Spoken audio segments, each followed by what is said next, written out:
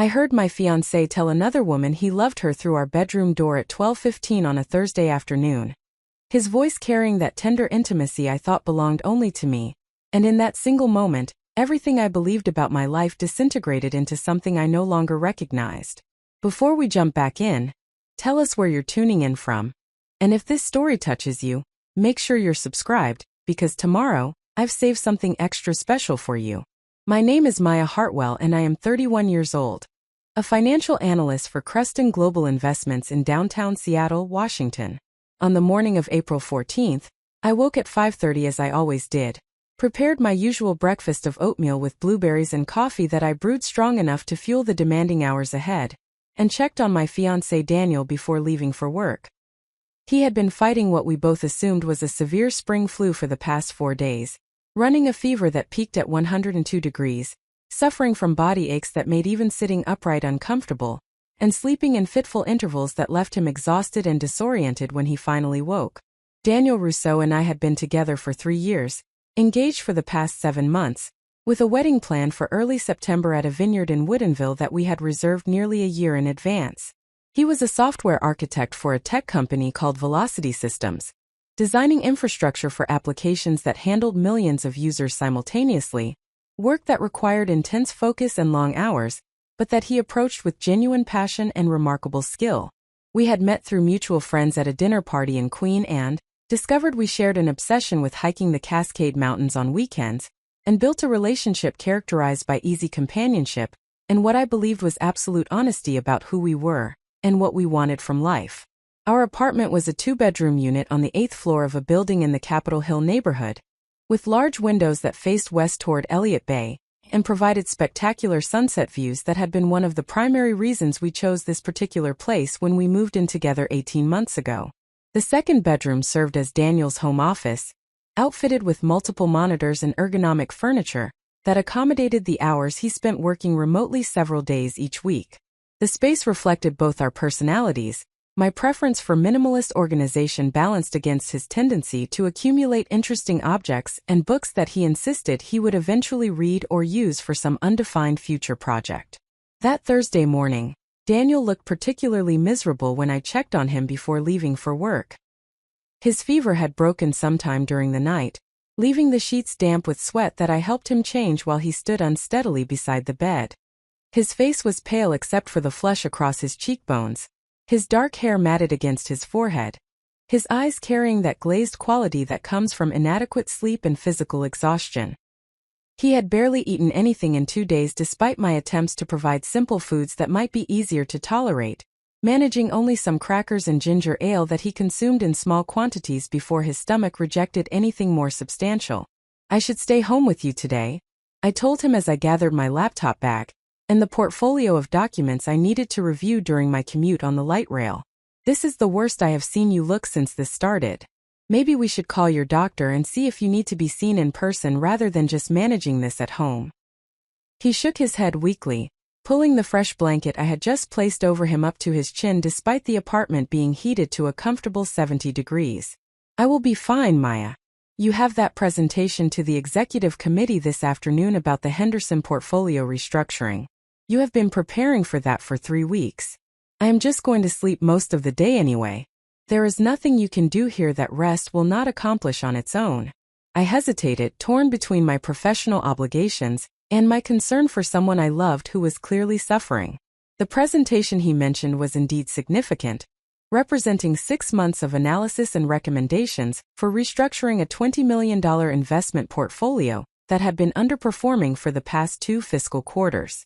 My managing director had specifically requested that I lead this presentation, an opportunity that could significantly impact my trajectory within the firm and potentially position me for the senior analyst promotion that would be decided during the next review cycle in June. "Call me if you need anything at all," I finally said, leaning down to kiss his forehead gently, feeling the residual heat of his fever still radiating from his skin. "I mean it, Daniel. If you feel worse or if anything changes, I want to know immediately. I can leave work and be home in 40 minutes if necessary." He managed a weak smile that was meant to be reassuring but instead looked exhausted and strained. "I will be fine. Go impress those executives with your brilliance." I will be here tonight to hear all about how they recognize what I already know, which is that you are the best analyst in that entire firm and they are lucky to have you.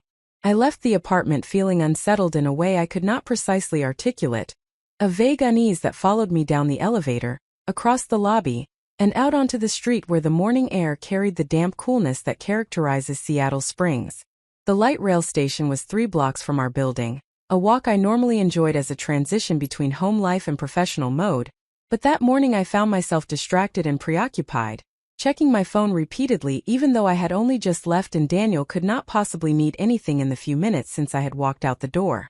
The commute downtown took 25 minutes, the train car filled with the usual morning crowd of professionals in business attire, students heading to campus, service workers traveling to jobs in restaurants and hotels and retail establishments throughout the city.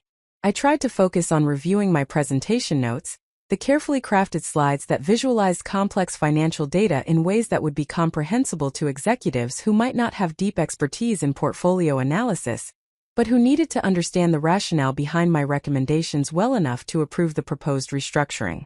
The numbers and charts that normally captured my complete attention felt distant and difficult to concentrate on that morning. I kept thinking about Daniel alone in our apartment, feverish and weak, and experiencing a worry that felt disproportionate to what was realistically a common illness that would resolve within a few more days. We had been through health issues before, nothing serious but the normal collection of colds and minor injuries that accumulate over 3 years together, and I had never felt this level of concern.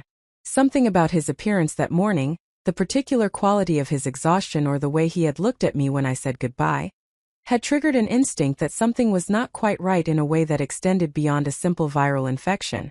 I arrived at my office on the 32nd floor of the Columbia Center at 7:45, earlier than necessary but consistent with my usual pattern of arriving well before the official start of the workday to have quiet time for preparation before colleagues and interruptions began demanding attention. Creston Global Investments occupied 3 full floors of the building, employing nearly 200 professionals across various specializations within wealth management and institutional investing. My role focused specifically on high-net-worth individual portfolios, working with clients who had investable assets ranging from $5 million to $50 million, and who required sophisticated strategies that balance growth objectives against risk tolerance and tax optimization. The morning proceeded through its expected progression of emails, client calls, coordination with the portfolio management team about last-minute adjustments to my presentation, and the general controlled chaos that characterizes any professional environment in the hours before a significant executive presentation.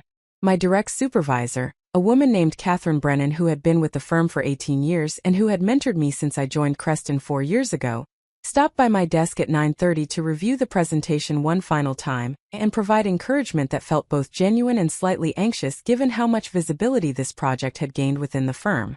"You are going to be excellent," Catherine told me, her sharp gray eyes scanning through my slides on her tablet with the speed and comprehension that came from decades of experience reading financial analyses. "The recommendations are sound, the supporting data is comprehensive, and your communication style is clear without being condescending.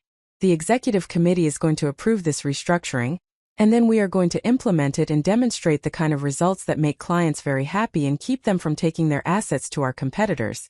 I appreciated her confidence even as I felt my own anxiety about the presentation building as the scheduled 2 o'clock start time approached.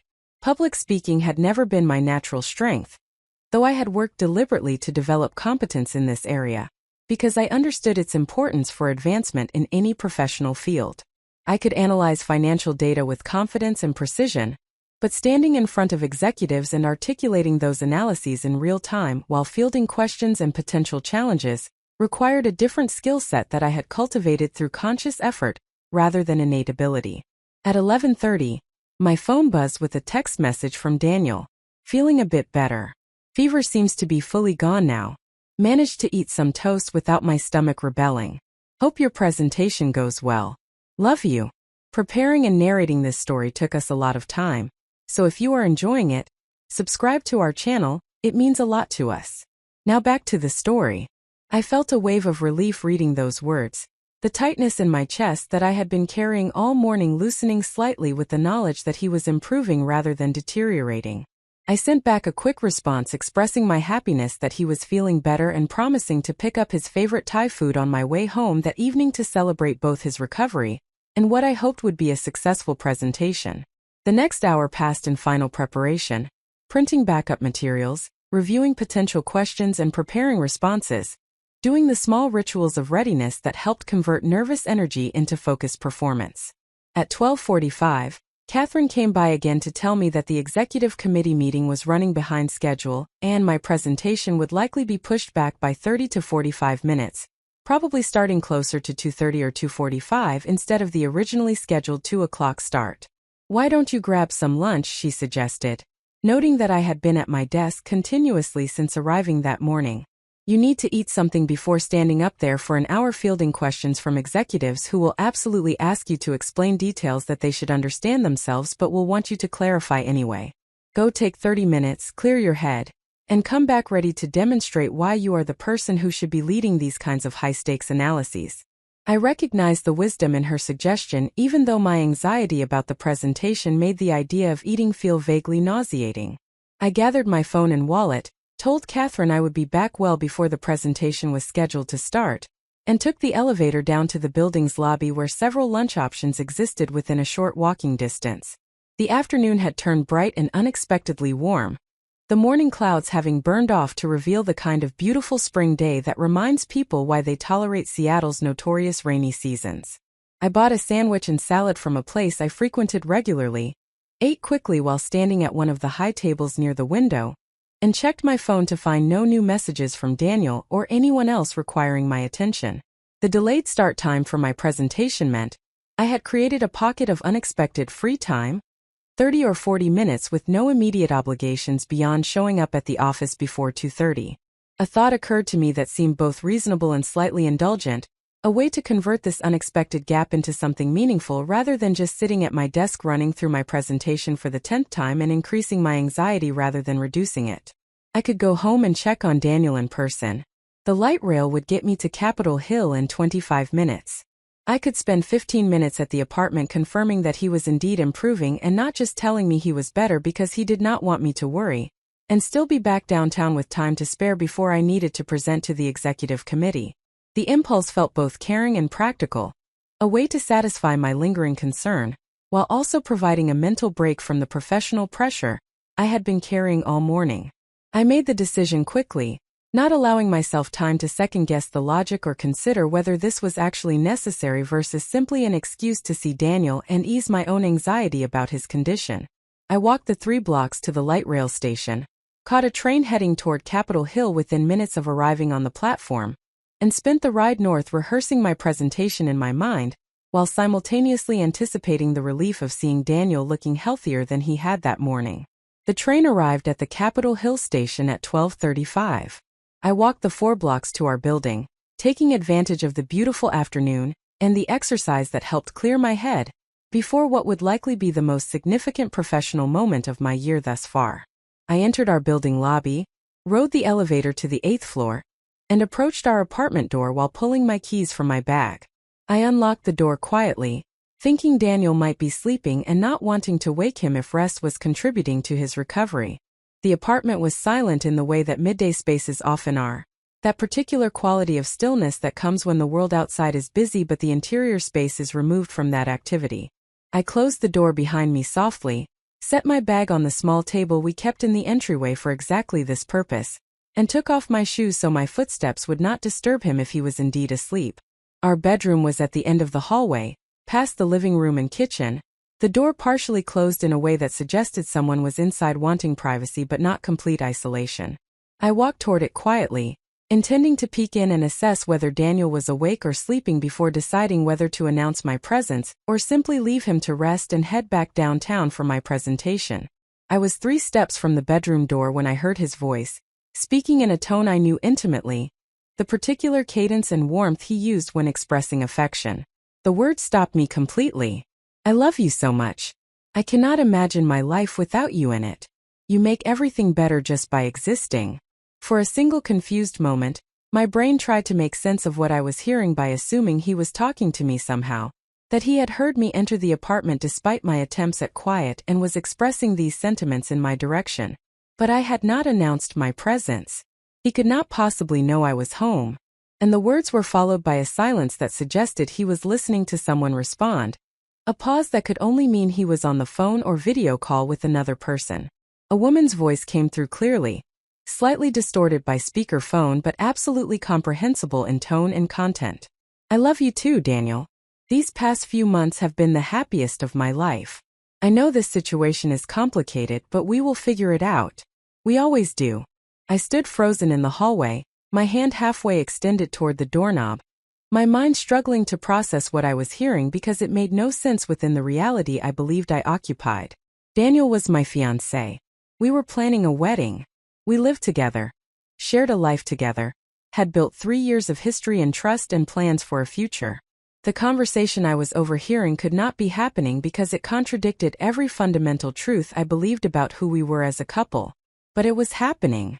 The voices continued, Daniel responding with the kind of intimate small talk that exists between people in a romantic relationship, discussing mundane details about their respective days, and making plans to see each other in a way that suggested regular contact rather than a single aberration. He mentioned being sick, described his symptoms, and thanked this unknown woman for being understanding about having to cancel their plans for yesterday because he was too ill to leave the apartment. Cancel their plans. Plans that existed parallel to the life he shared with me, occupying time I thought he spent working or with friends or doing the independent activities that healthy relationships allow space for. Plans with a woman who clearly believed herself to be in a significant relationship with my fiancé, who spoke to him with the ease and affection that comes from months of established intimacy rather than a brief affair or momentary lapse in judgment. I do not remember making the conscious decision to open the door. My hand moved seemingly of its own volition, turning the knob and pushing the door inward to reveal the scene inside our bedroom. Daniel was propped up in bed against pillows, looking significantly healthier than he had when I left that morning, his laptop open in front of him showing a video call with a woman I had never seen before. She appeared to be in her late 20s, with auburn hair and delicate features, sitting in what looked like a living room or bedroom that definitely was not anywhere I recognized. The expression on Daniel's face when he saw me standing in the doorway was one I will remember for the rest of my life. Absolute horror, the blood draining from his face so quickly that he looked almost translucent, his eyes going wide with the recognition of catastrophic exposure, his mouth opening but no words emerging because there were no words that could possibly explain or justify what I had just discovered. The woman on the screen noticed his reaction and leaned forward slightly, confusion evident in her voice. Daniel, what is wrong? You look like you have seen a ghost. I found my voice, though it sounded strange to my own ears, distant and unnaturally calm given the chaos erupting inside my chest. Who is this, Daniel? Who is the woman you just told you love and cannot imagine your life without? He closed the laptop abruptly, cutting off the video call mid-conversation, the woman's confused face disappearing from the screen as if she had never existed. But she did exist. She was real. And the relationship I had just witnessed was real in a way that made my entire understanding of my life feel like an elaborate fiction. Maya, I can explain. His voice was shaking, his hands gripping the closed laptop like it might somehow contain or reverse what had just been revealed. This is not what it looks like. You have to let me explain what is actually happening here. I stood perfectly still, my mind working through implications and connections with the analytical precision I normally reserved for financial data. The pieces were assembling themselves into a picture I did not want to see but could not avoid recognizing. The business trips that had increased in frequency over the past 6 months. The evening meetings and weekend work sessions that required him to be away from the apartment for extended hours. The phone calls he sometimes took in his office with the door closed, explaining afterward that they were work calls about sensitive projects requiring confidentiality.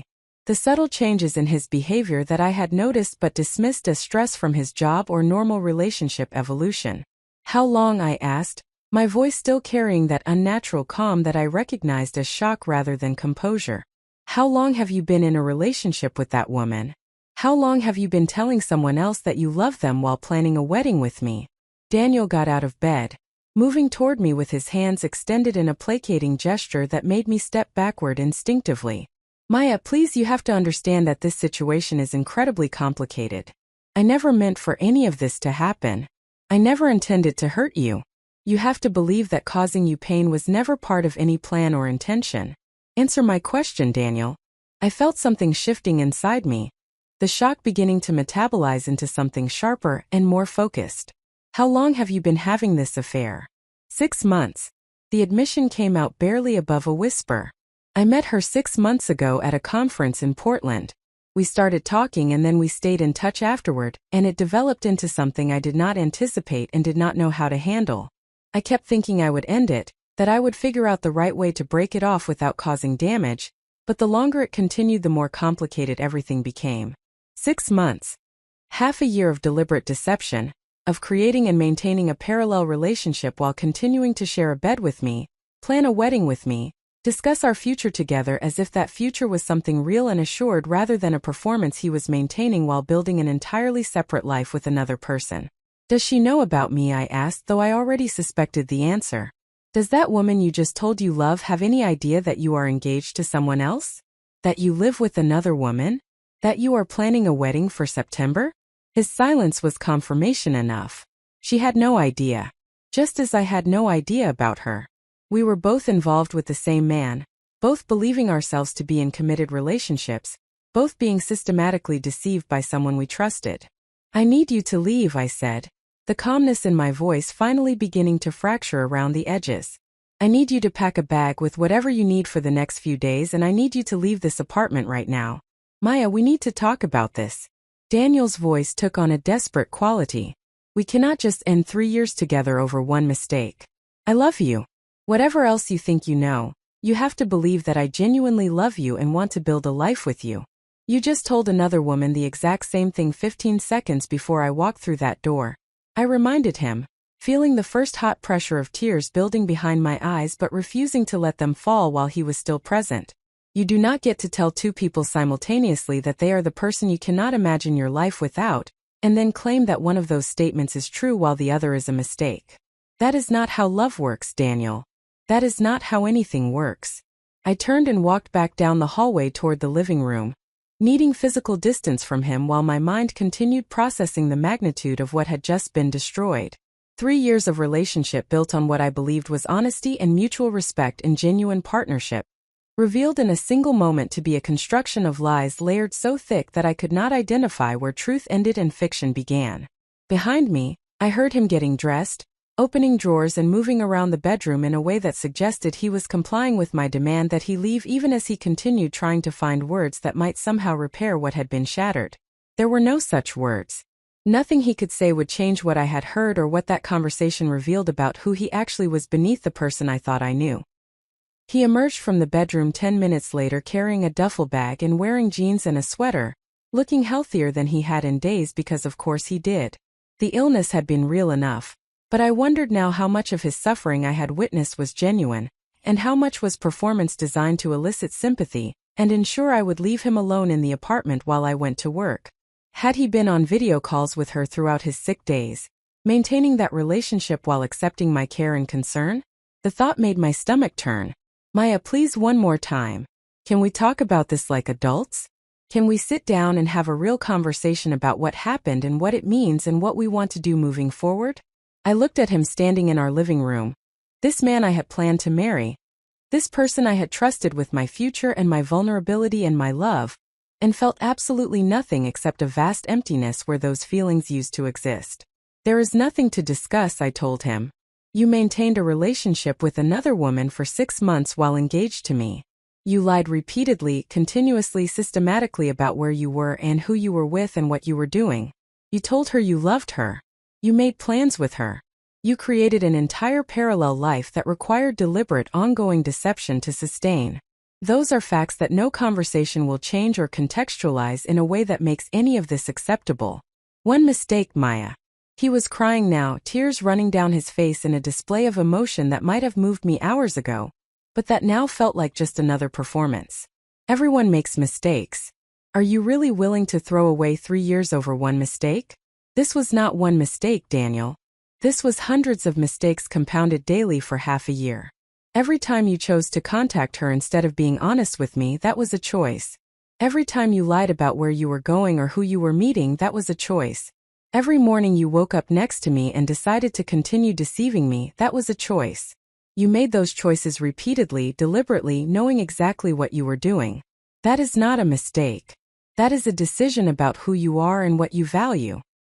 He stood there with his duffel bag, seeming to recognize that no argument would change the outcome of this conversation. Finally he walked to the door, turned back one more time with an expression I could not read and did not care to interpret, and left the apartment without another word.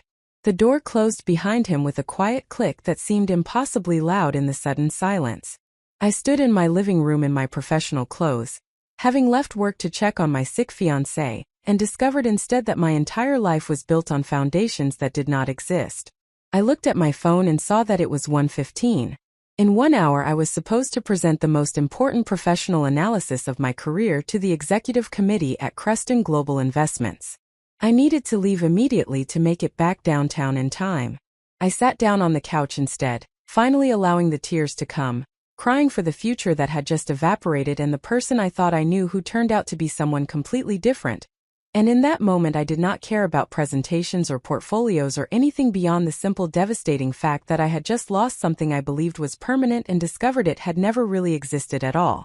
My name is Maya Hartwell, and I sat on my couch crying for exactly 17 minutes before the practical realities of my situation forced me to confront what came next. The presentation to the executive committee at Creston Global Investments was scheduled to begin in approximately 1 hour and 15 minutes. Catherine Brennan and the portfolio management team were expecting me to deliver an analysis that represented 6 months of intensive work, and that carried significant implications for my professional trajectory within the firm. The Henderson portfolio restructuring depended on my ability to stand in front of senior leadership and articulate complex financial recommendations with clarity and confidence. I looked at my reflection in the darkened television screen across from the couch and saw a woman with red-rimmed eyes and mascara tracking down her cheeks, someone who looked like she had just experienced a fundamental betrayal rather than someone prepared to present to executives who would scrutinize every word and number I offered. The disconnect between what I needed to be in 1 hour and what I actually was in this moment felt insurmountable. My phone buzzed with a text message from Catherine asking if I was on my way back to the office. I stared at the screen trying to formulate a response that would make sense of my current situation, without revealing the personal catastrophe that had just detonated my afternoon. Professional Maya needed to respond with something coherent and reassuring. Actual Maya was sitting in an apartment that suddenly felt like a crime scene, surrounded by evidence of a shared life that I now understood had been a fabrication maintained through systematic deception. I forced myself to stand, walking to the bathroom on legs that felt disconnected from my body, moving through shock toward some kind of functional state that might allow me to fulfill my professional obligations despite the wreckage of my personal life. I washed my face with cold water, watching the mascara and tears swirl down the drain, and looked at myself in the mirror with brutal honesty about what I was capable of doing in my current emotional condition. I could not deliver that presentation. The realization settled over me with the weight of failure and relief combined. There was no possible way I could stand in front of the executive committee and discuss portfolio optimization strategies while my mind replayed the conversation I had overheard through the bedroom door, while I processed the implications of 6 months of deliberate lies, while I tried to reconcile the person I thought I knew with the reality of who Daniel actually was beneath the performance he had maintained. I called Catherine directly rather than texting, knowing this conversation required more nuance than written communication could provide. She answered on the second ring with the brisk efficiency that characterized all her professional interactions. "Maya, are you close? The committee is gathering now and they want to start promptly at 2:30. Traffic should not be an issue at this hour, so you should have plenty of time to get here and get set up. Catherine, I need to tell you something and I need you to hear me clearly because this is not easy to say." I took a breath, steadying my voice through conscious effort. "I cannot do the presentation today. I know the timing is terrible and I know how much visibility this project has within the firm, but I have experienced a significant personal emergency, and I am not in any condition to stand in front of executives and represent our work effectively." There was a pause on the other end of the line that stretched long enough for me to wonder if the call had dropped. When Catherine spoke again, her voice had shifted from brisk professionalism to genuine concern. "Maya, what happened? Are you hurt? Do you need medical attention or some other kind of immediate help?" I am physically fine, but I just discovered that my fiancé has been having an affair for the past 6 months, and I found out in the worst possible way about 30 minutes ago. I am still in my apartment trying to process what this means, and I cannot think clearly enough to discuss financial strategies right now.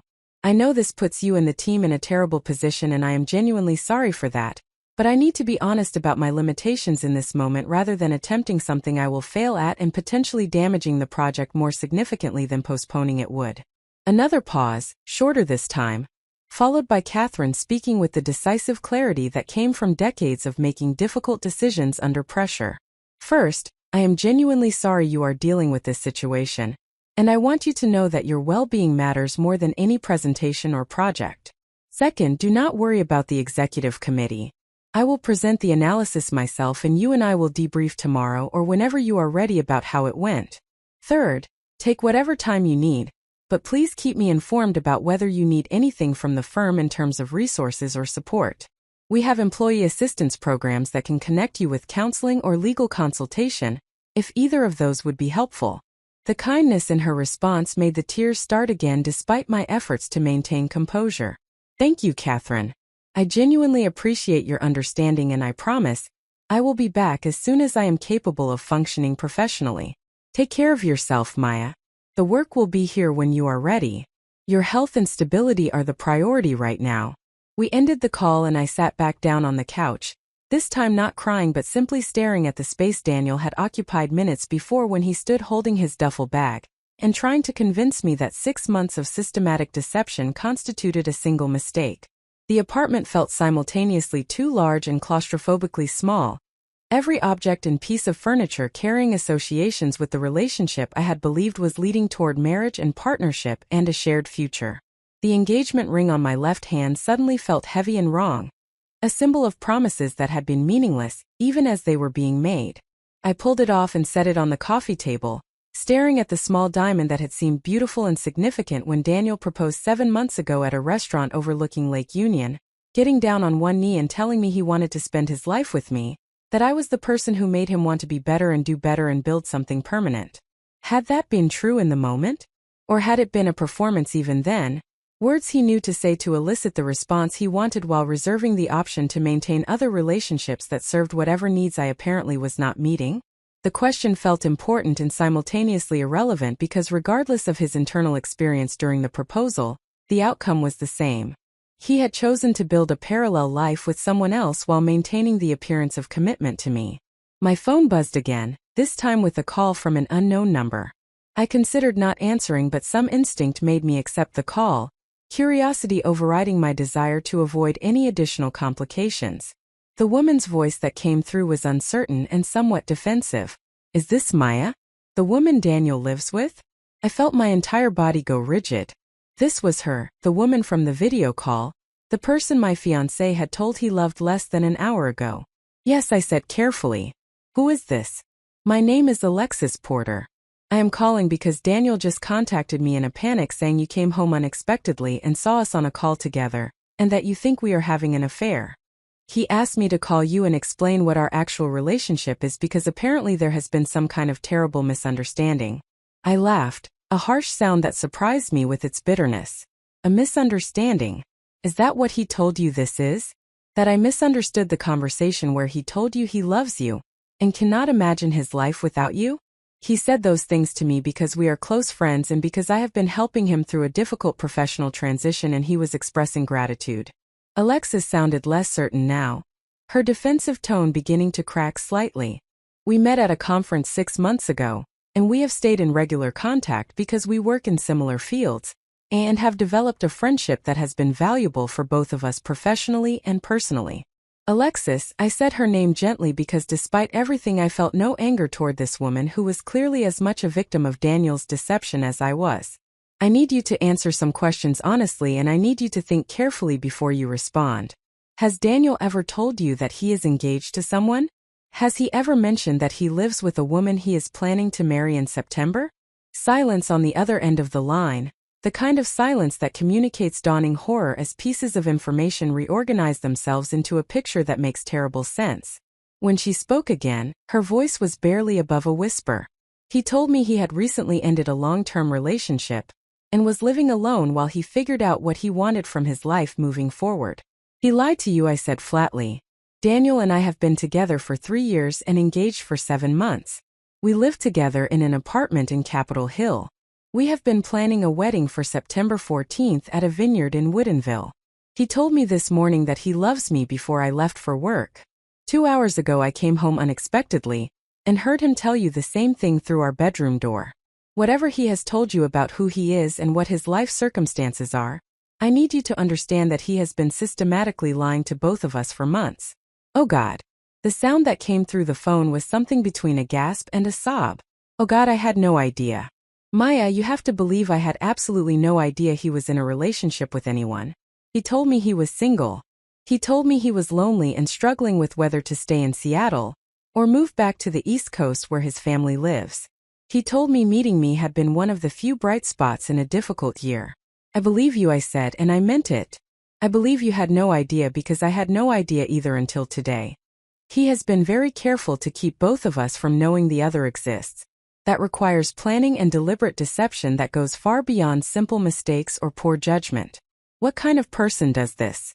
Alexis sounded like she was crying now. What kind of person maintains 2 complete relationships simultaneously and lies to both people about fundamental facts about his life? Someone who values his own needs and desires above honesty or the well-being of people who trust him, I answered, feeling the words solidify something in my understanding of who Daniel was beneath the version of himself he had presented to me. Someone who sees relationships as serving his purposes, rather than being partnerships built on mutual respect and authenticity. We talked for another 20 minutes, Alexis and I, comparing notes about what Daniel had told each of us, discovering the elaborate architecture of lies he had constructed to maintain both relationships without either of us discovering the other. He had told her his work required frequent travel when in fact he had been using those supposed business trips as opportunities to spend time with me without her knowledge. He had told me he had evening meetings and weekend work sessions when he had actually been seeing her. He had created separate social media accounts that each of us knew about, presenting different versions of his life that carefully excluded any evidence of the other relationship. The level of planning and sustained effort required to maintain this deception was staggering. This had not been a spontaneous affair or a moment of weakness that spiraled beyond his control.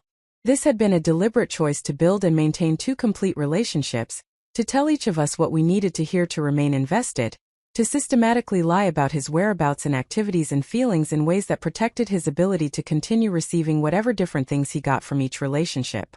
I need to go, Alexis said finally, her voice thick with tears and anger. I need to process this and figure out what I want to say to him when he inevitably tries to contact me again. Maya, I am so sorry this happened to you. I am sorry he did this to both of us. You deserve so much better than this betrayal. So do you? I told her honestly. Neither of us deserved to be lied to and manipulated by someone we trusted. I hope you are able to move forward from this and find someone who treats you with the honesty and respect you should expect from any relationship. After we ended the call, I sat with my phone in my hand and felt something shifting in my emotional landscape. The initial shock and devastation were still present, but underneath them was emerging something harder and more focused. Anger, yes, but also a kind of clarity about what needed to happen next and what this situation revealed about choices I needed to make and boundaries I needed to establish. I could not stay in this apartment tonight. The thought of sleeping in the bed I had shared with Daniel, of being surrounded by the accumulated objects of our shared life, felt intolerable in my current state. I needed distance and space to process what had happened without being constantly reminded of what I had lost, or what I had believed was real. I called my best friend Rachel Morrison, someone I had known since our undergraduate years at the University of Washington, and who had remained one of my closest confidants through all the transitions and developments of adult life. She answered with her characteristic energy and warmth. Maya, what perfect timing, I was just thinking about you. How did your big presentation go? Did you absolutely crush it like we both knew you would? Rachel, I need help. The words came out steadier than I expected. Daniel has been having an affair for 6 months and I just found out today in the worst possible way. I cannot stay in my apartment tonight, and I need somewhere to go where I can think clearly about what happens next. What? Her voice shifted immediately from cheerful to intensely focused. Maya, what happened? Tell me everything right now. I explained the entire sequence of events from coming home at noon to check on Daniel, to overhearing his conversation through the bedroom door, to the confrontation that followed, to my conversation with Alexis Porter that had revealed the full scope of his deception. Rachel listened without interrupting, occasionally making sounds of disbelief or anger, but allowing me to tell the complete story before responding. "That absolute piece of garbage," she said finally, her voice tight with fury. "That manipulative, deceitful, cowardly piece of garbage. Maya, you pack whatever you need for the next few days and you come stay with me and Jennifer. We have the guest room set up and you can stay as long as you need while you figure out what you want to do about the apartment and all the other practical things that will need to be addressed." Rachel and her wife Jennifer Chun lived in a house in Fremont, a neighborhood about 15 minutes from Capitol Hill by car. They had been married for 2 years and had recently purchased their first home, a modest craftsman with enough space for them to each have home offices and a guest room that they offered freely to friends who needed temporary accommodations. "Are you sure?" I felt simultaneously grateful for the offer and hesitant about imposing on their space and routine. "I do not want to disrupt your lives or create complications in your household. Maya, you are family." Rachel's voice was absolute in its certainty. "When family needs help, you help without question or hesitation. Pack your essentials, get in your car and come to our house. Jennifer and I will order dinner, and we will help you figure out the immediate next steps. You do not have to make any major decisions right now beyond getting yourself to a safe space where people care about you." I felt tears starting again, this time from gratitude rather than grief. "Thank you, Rachel. I will be there within the hour."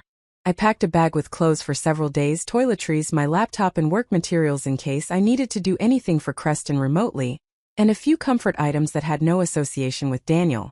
As I moved through the apartment gathering what I needed, I found myself noticing details I had overlooked before in my daily routine. A woman's earring on the floor near Daniel's side of the bed that was not mine. A receipt in the trash can for a restaurant I had never been to dated from 3 weeks ago, when Daniel had told me he was working late on a critical deadline. Small pieces of evidence that in retrospect clearly indicated someone else had been present in our space, that the relationship he was maintaining with Alexis had extended into our home, rather than remaining compartmentalized in separate locations. The discovery of these physical traces of his deception transformed my sadness into something approaching rage. It was one thing to maintain a separate relationship in different contexts. It was another thing entirely to bring that relationship into the space I believed was ours alone, to violate the sanctuary of our home by using it as a setting for his affair. The disrespect inherent in that choice felt almost worse than the affair itself. I left the apartment at 3:45 in the afternoon, locking the door behind me and walking to my car with my bag and my laptop case and the weight of knowing I could never look at that space the same way again. The drive to Rachel and Jennifer's house took 20 minutes through afternoon traffic that was beginning to build as the workday ended and people headed home to their lives and families and whatever routines provided them with comfort and stability. Rachel opened the door before I had finished walking up the front path, pulling me into a fierce hug that finally broke through my attempts at composure. I cried on her shoulder while she held me and made soothing sounds and told me that everything was going to be okay eventually, even though it felt catastrophic right now. Jennifer appeared moments later with tea already prepared, ushering me into their living room and settling me on their couch with blankets and cushions and the kind of attentive care that close friends provide during crisis. They did not push me to talk before I was ready, simply sat with me and provided presence while I drank tea, and tried to organize my thoughts into something coherent enough to discuss. Over the next 2 hours, I told them everything in more detail than I had been able to provide in the initial phone call.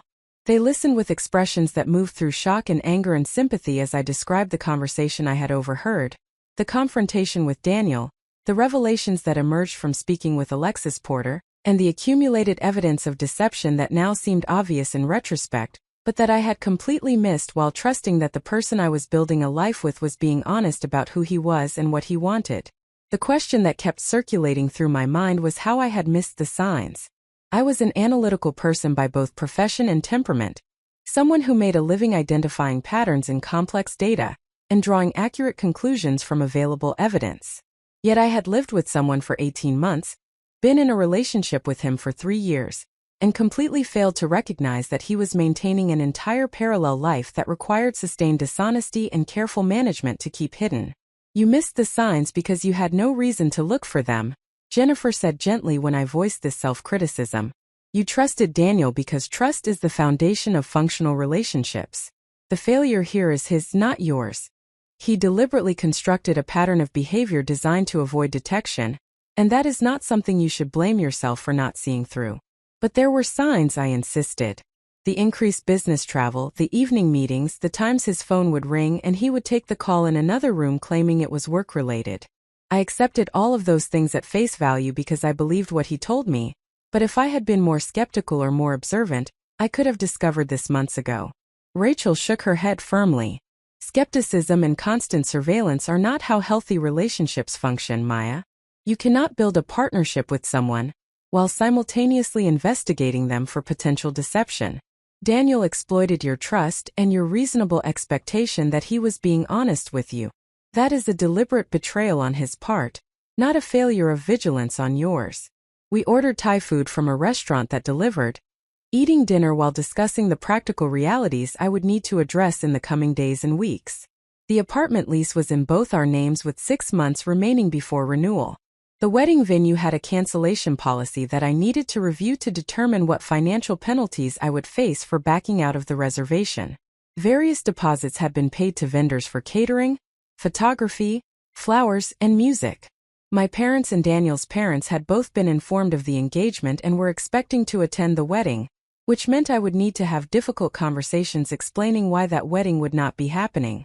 The magnitude of logistical complications felt overwhelming when viewed as a complete list, but Rachel and Jennifer helped me break it down into manageable components with priorities and timelines that made it feel slightly less impossible. The immediate priority was ensuring I had a stable place to stay, while determining what I wanted to do about the apartment. Everything else could be addressed over the coming weeks as I gained clarity about what I needed and what outcomes I wanted to pursue. Your first decision is whether you want to try to stay in the apartment or whether you want to find a new place, Jennifer said practically. Both options have advantages and drawbacks that you need to weigh carefully.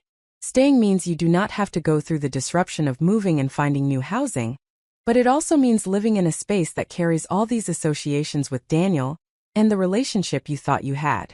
Moving means starting fresh in a new environment, but it requires time and energy and potentially significant expense depending on your lease situation. I cannot imagine staying there, I said honestly. Every room in that apartment is going to remind me of what I thought my life was versus what it actually was. I need a clean break from that space, even if it means complications with the lease or financial costs to secure something new. Then that becomes your primary focus for the next week or two, Rachel said decisively. Finding a new apartment that you can afford on your single income, and that feels like your space rather than a place connected to your relationship with Daniel. Jennifer and I can help you look, and once you have secured a new place, we can help you move your belongings out of the current apartment before Daniel has an opportunity to return or contest what you take with you.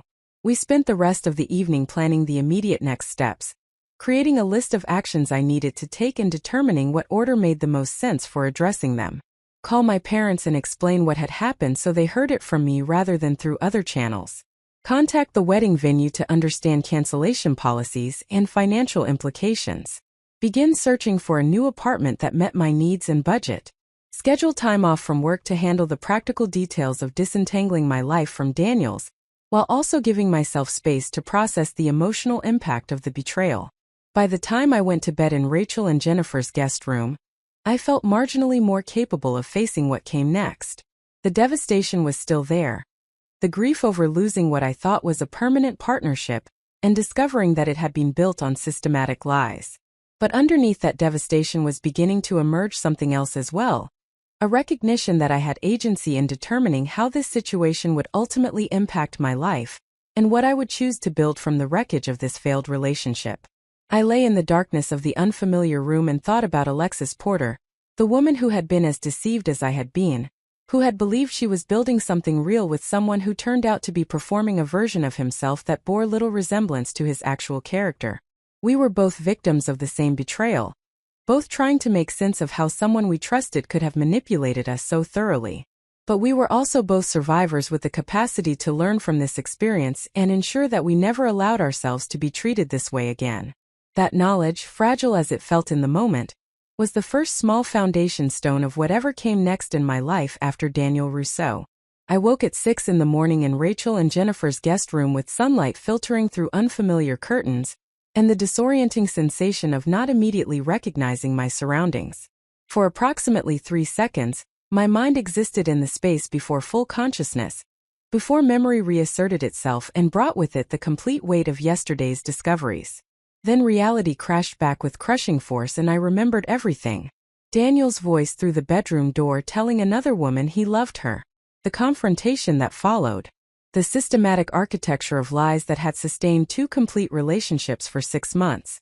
The engagement ring I had removed and left on the coffee table of an apartment I could no longer imagine living in.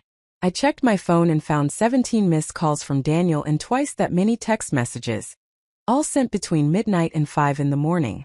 I did not read them. Whatever explanations or justifications or pleas he was offering felt irrelevant to the choices I needed to make about my own life moving forward. His internal experience of guilt or regret or panic did not change the fundamental facts of what he had done or absolve him of responsibility for the systematic deception he had maintained. Rachel appeared at my door at 6:30 carrying coffee, and a concerned expression that softened slightly when she saw I was already awake. "I thought I heard you moving around. How did you sleep?" "Poorly, but probably better than I would have alone in that apartment." I accepted the coffee gratefully, letting the warmth of the mug ground me in the present moment, rather than spiraling into catastrophic thinking about everything that needed to be addressed. "Thank you again for letting me stay here while I figure out what comes next. I know this disrupts your household and your routines." "You are not a disruption, Maya. You are someone we care about who needs support during a crisis." Rachel sat down on the edge of the bed with her own coffee mug. "Jennifer and I already discussed it this morning and we want you to know that you can stay here as long as you need to while you sort out housing and all the other complications. There is no timeline or pressure for you to have everything figured out immediately." We spent the next hour discussing the practical steps I needed to take that day. First priority was contacting my parents before they heard about the situation through other channels or saw something on social media that Daniel might post in his panic. My mother and father had retired to Arizona 3 years ago after my father sold his accounting practice, and they maintained regular contact with me through weekly phone calls and occasional visits when they returned to Seattle to see friends or handle business that required in-person attention. They had met Daniel numerous times, had expressed genuine happiness about our engagement, and had been looking forward to the September wedding with the kind of enthusiasm that parents show when they believe their child has found a stable partnership. I called my mother at 7 in the morning Arizona time, catching her during her usual breakfast routine. She answered with immediate concern in her voice because I rarely called this early unless something significant required discussion. "Maya, is everything all right? You usually text first to make sure we are available before calling. What has happened?" I explained the situation as clearly and directly as I could, providing the essential facts without excessive detail about the emotional devastation I was experiencing. My mother listened in the kind of shocked silence that suggested she was struggling to reconcile what I was telling her with her understanding of Daniel, as someone trustworthy and appropriate for her daughter. When I finished, she took a long breath before responding. "That poor excuse for a man." Her voice carried a rare anger that I associated with the few times in my childhood when she had encountered genuine injustice or cruelty. "Maya, I am so sorry you are dealing with this betrayal. Your father and I both believed Daniel was someone of integrity and character, and discovering we were all deceived is infuriating beyond words. What do you need from us? Do you want us to fly back to Seattle? We can be there by this evening if you need family support in person. I appreciate the offer, but I think I need to handle the immediate logistics before it makes sense for you to come back. I am staying with Rachel and Jennifer while I find a new apartment and deal with canceling wedding arrangements. Once I have a clearer sense of my timeline and needs, I will let you know if having you here would be helpful." We talked for another 30 minutes about the practical steps I was planning to take and the emotional processing I was working through. My mother offered the kind of steady support that comes from decades of parenting experience, validating my feelings while also helping me maintain perspective about the fact that Daniel's choices reflected his character, rather than any failure on my part. Before we ended the call, she made me promise to keep her updated daily, and to ask for help immediately if I felt overwhelmed by the logistics or emotional weight of the situation. My father called back 20 minutes later, his voice tight with controlled anger. "Maya, your mother told me what happened. I want you to know that if you need any financial support to secure a new apartment or handle wedding cancellation costs, your mother and I are prepared to help without any expectation of repayment. You should not have to bear the financial consequences of someone else's betrayal. The offer touched me deeply, though my immediate instinct was to decline and handle the costs myself. My salary as a financial analyst provided comfortable stability, and I had maintained savings specifically for unexpected expenses or opportunities. However, I recognized the gesture as my father's way of expressing support and care in the practical terms that came most naturally to him, after a career spent helping people navigate financial complexities. Thank you, Dad.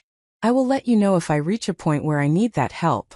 Right now I am still assessing what the total financial impact will be from lease complications and vendor cancellations. Just know the option exists. His voice softened slightly. Maya, I am proud of how you are handling this situation with clarity and strength. Many people would completely fall apart when discovering this kind of sustained deception. The fact that you are already thinking through practical next steps and making plans demonstrates the resilience and capability that has always characterized how you approach difficult circumstances. After ending the call with my father, I sat with my coffee and laptop and began the systematic process of documenting everything I needed to address. I created a spreadsheet with multiple tabs organizing information by category: housing logistics including current lease details and apartment search parameters, wedding cancellations with vendor names, contract terms and cancellation policies, financial considerations including deposits paid and potential refunds or penalties, personal belongings currently in the shared apartment that needed to be moved to wherever I ultimately relocated, legal questions about whether I needed any kind of formal documentation regarding the end of the engagement or division of any jointly owned property. The process of organizing everything into structured categories made the overwhelming feel slightly more manageable.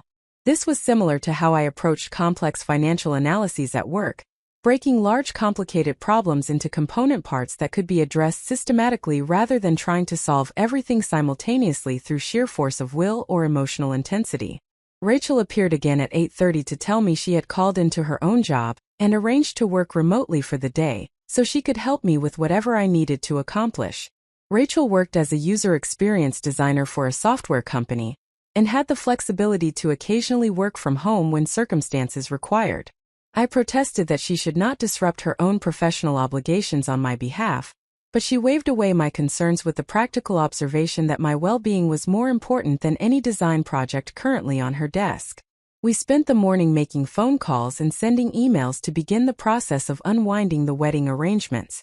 The venue in Woodinville had a cancellation policy that allowed full refund if notice was provided more than 6 months before the event date, but imposed a 25% penalty for cancellations between 3 and 6 months out, and a 50% penalty for cancellations within 3 months. My September 14th wedding date was exactly 4 months and 29 days away, which meant I would forfeit half of the $5,000 deposit I had paid to secure the location. The photographer had similar terms, though slightly more generous, with a full refund available up to 4 months before the event.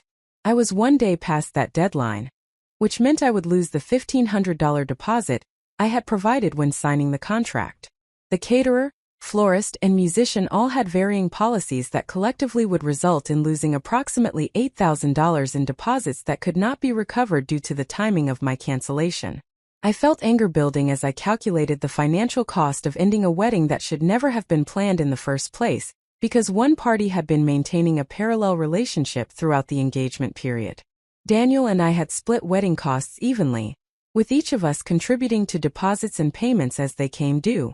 The fact that I would now absorb significant financial losses because of his deception felt profoundly unjust. You should send him an itemized bill for your share of the lost deposits, Jennifer suggested when I voiced this frustration during lunch. He created this situation through his choices and his lies. You should not have to bear the full financial consequences of his betrayal. At minimum, he should reimburse you for the money you are losing because the wedding cannot proceed. I considered this suggestion and recognized the fairness of it, even as I questioned whether pursuing financial reimbursement from Daniel would create more conflict and engagement than simply accepting the losses and moving forward. The complicated calculus of whether justice was worth the emotional energy required to pursue it felt exhausting to contemplate. That afternoon, Rachel and I drove to several neighborhoods I had identified as potential locations for a new apartment. My criteria included proximity to light rail stations for my work commute, neighborhoods with walkable amenities including grocery stores and restaurants, buildings with good security, and one-bedroom units in the $1,200 to $1,600 monthly rent range that represented approximately 30% of my take-home income after taxes. We toured 4 different apartments over 3 hours, each offering different combinations of space, light, amenities, and location. The third building we visited was in the Fremont neighborhood, a 4th-floor unit in a well-maintained complex with large windows facing south that filled the space with natural light. The apartment felt immediately comfortable in a way the others had not, a sense of this being a place I could imagine making into my own, rather than simply occupying as temporary shelter while recovering from recent trauma. I submitted an application that afternoon with first month's rent and security deposit, providing references and employment verification that the property manager indicated would be processed within 24 to 48 hours. If approved, I could move in as early as the following week, which would allow me to extract myself from the Capitol Hill apartment before the end of the month. The apartment search had provided useful distraction from the emotional processing I was still working through, but that evening after Rachel and Jennifer had gone to bed, I found myself lying awake replaying the conversation I had overheard through the bedroom door. "I love you so much. I cannot imagine my life without you in it. You make everything better just by existing." Daniel had said those exact words to Alexis Porter with what sounded like complete sincerity, the same words he had said to me countless times throughout our 3 years together. How did someone speak declarations of love to multiple people, while knowing those declarations were fundamentally incompatible? What internal logic allowed Daniel to maintain both relationships without apparently experiencing the cognitive dissonance that should come from such profound contradiction between stated feelings and actual behavior? These questions circled through my mind without reaching satisfying conclusions, because they required access to his internal experience that I no longer trusted, even if he attempted to explain it. My phone vibrated with another text message from Daniel. I had been ignoring all his attempts at contact, but something made me look at this particular message. "Maya, I know you do not want to talk to me and I understand why. But we need to discuss practical things about the apartment and wedding cancellations and division of belongings. Can we at least have one conversation about logistics even if you never want to speak to me again after that? I am staying with my brother in Bellevue, and can meet you anywhere you feel comfortable." I considered the message and recognized that he was correct about needing to address practical matters, even if I had no interest in discussing his motivations or feelings. We had joint obligations related to the lease and shared possessions that required coordination, regardless of my desire to never interact with him again. I composed a response that focused entirely on logistics while avoiding any emotional content. "We can meet Monday at noon at the coffee shop on Broadway near the apartment. Come prepared to discuss lease termination, division of furniture and belongings, and your contribution to covering lost deposits from wedding cancellations. This meeting is for practical matters only. I am not interested in explanations or justifications for your behavior." His response came within seconds. "Thank you for being willing to meet. I will be there Monday at noon with a proposal for handling everything fairly. Maya, I really am sorry for the pain I have caused you." I did not respond to the apology because it felt hollow and performative rather than genuine. People who are genuinely sorry about causing harm take responsibility for their actions and their consequences without expecting forgiveness or absolution from the people they have injured. Daniel's pattern of behavior suggested someone more concerned with managing his own discomfort about being perceived as a bad person than with actually addressing the damage he had caused through his systematic deception. Saturday morning I received confirmation that my apartment application had been approved, and I could sign the lease and take possession of the unit beginning the following Thursday. The timeline felt almost impossibly fast, as if the universe was conspiring to help me establish independence and forward momentum, rather than remaining stuck processing the betrayal indefinitely. Rachel immediately offered to help coordinate the move, recruiting Jennifer and several other friends to assist with transporting my belongings from the Capitol Hill apartment to the new Fremont location. I spent Saturday afternoon creating a detailed inventory of everything in the shared apartment, categorizing items as clearly mine, clearly Daniel's, or jointly purchased and requiring discussion about division. The exercise was both practical and emotionally difficult, each object on the list carrying associations with different phases of our relationship, and reminding me of moments I had believed were genuine but now questioned in light of his sustained dishonesty. The couch we had selected together from a furniture store in Ballard during our first month living together. The kitchen appliances we had received as engagement gifts from friends and family. The artwork hanging on the walls that we had chosen at street fairs and galleries throughout our time together. The bookshelves holding an intermingled collection of our respective books. Each item represented not just its practical function, but also a piece of the shared life I had believed we were building together. Sunday morning, Catherine Brennan called to check on how I was managing and to provide an update on the executive committee presentation that had occurred without me on Thursday afternoon.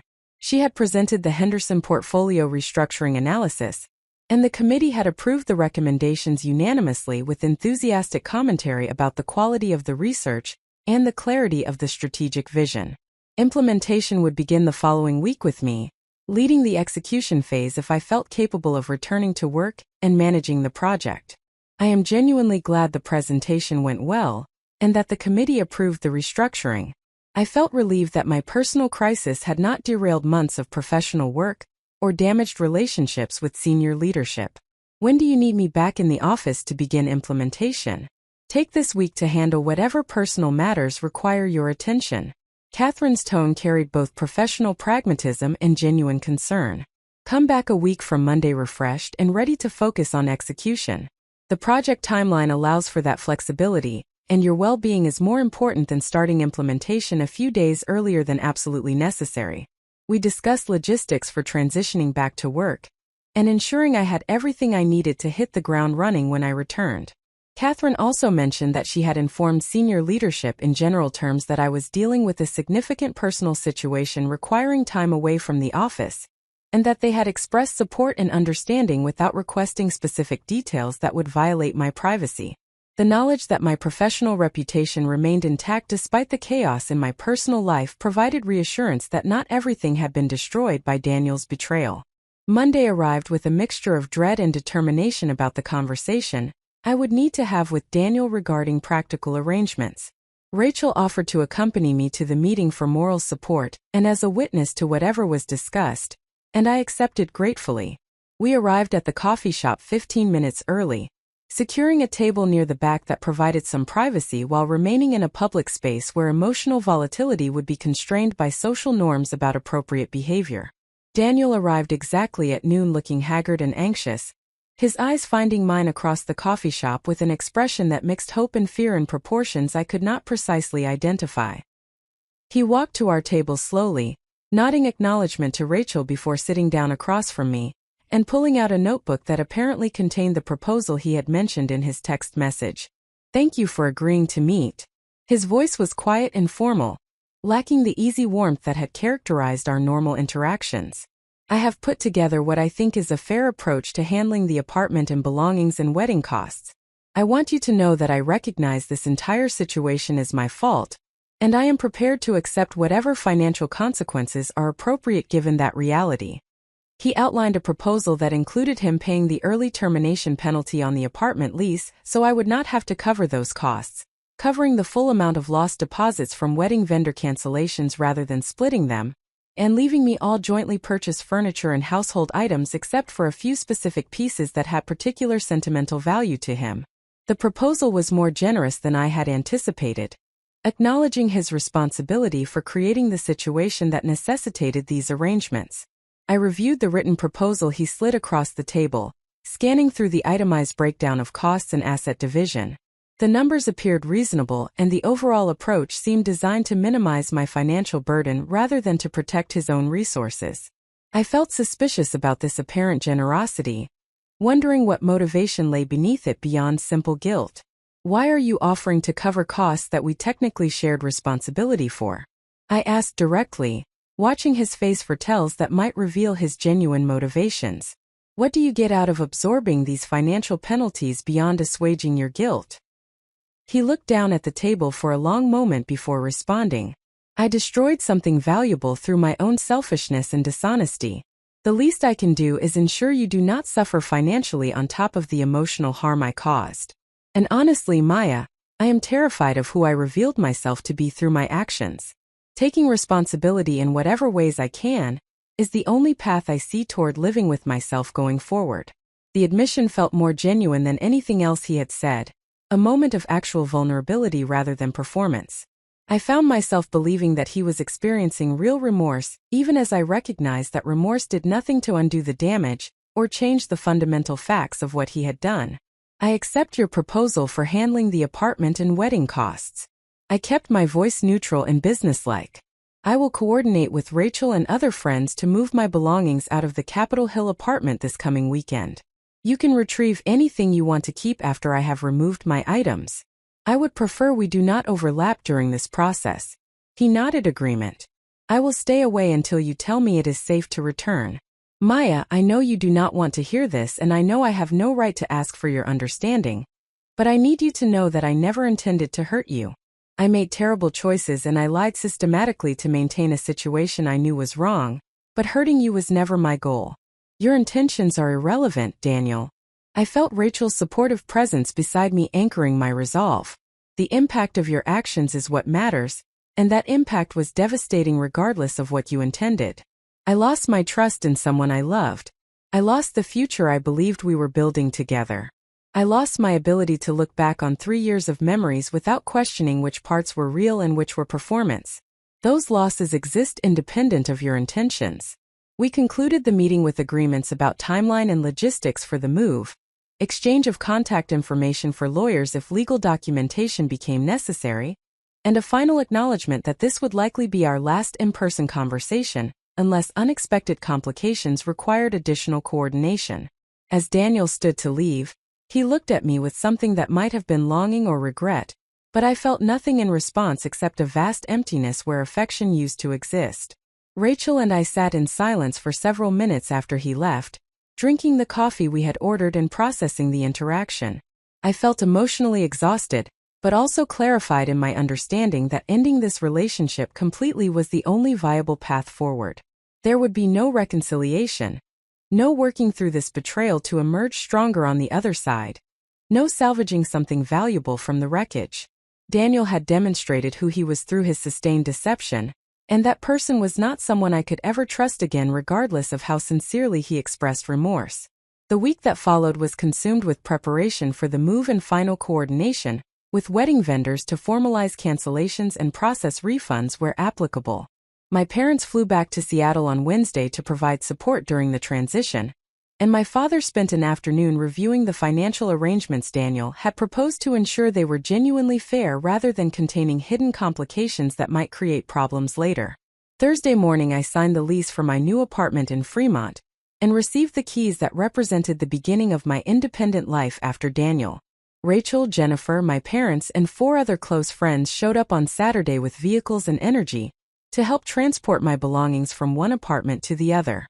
The process took most of the day, but by evening I was surrounded by my possessions in a space that was entirely mine, free from associations with a relationship built on systematic lies.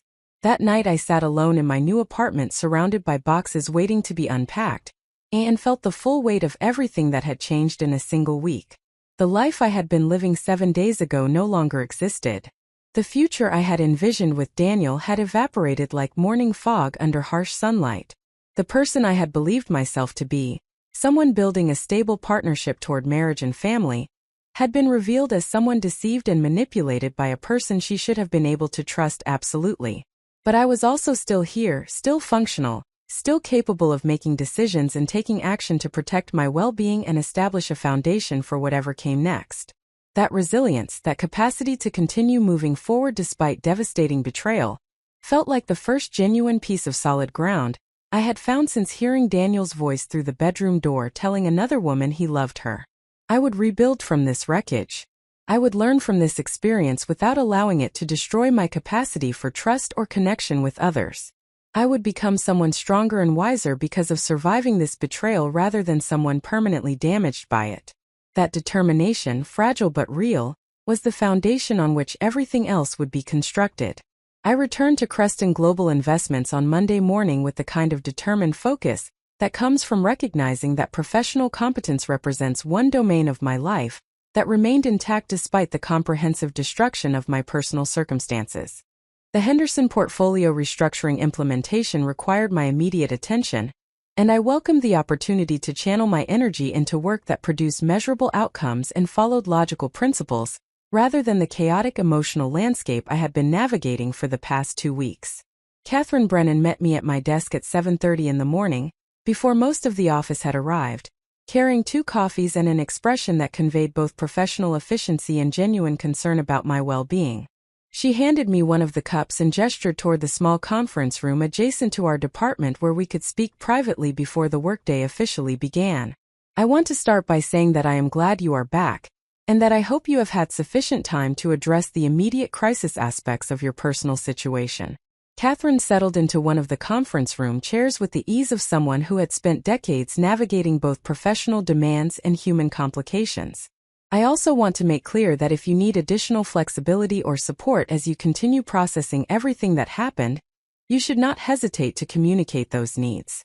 We value you as an analyst and as a person, and we want to ensure you have what you need to succeed both professionally and personally. I appreciated her directness and the clarity of her communication, which allowed me to respond with equal transparency about my current state and capacity.